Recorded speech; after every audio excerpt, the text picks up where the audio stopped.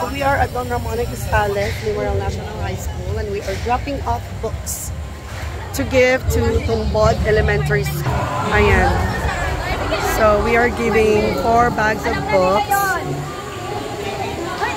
It's, oy, hindi pala yun. Ano yun? Yung ibibigay namin sa mga friends. Yeah. So ayan po, Ma'am Sheila. This is Ma'am Sheila Season, ang reading coordinator ng junior high. Hello po. Thank you very much po, Ma'am Belani, and Bookworms for the Philippines. Yes.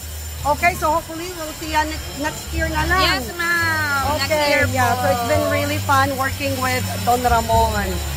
I've made a lot of great memories here.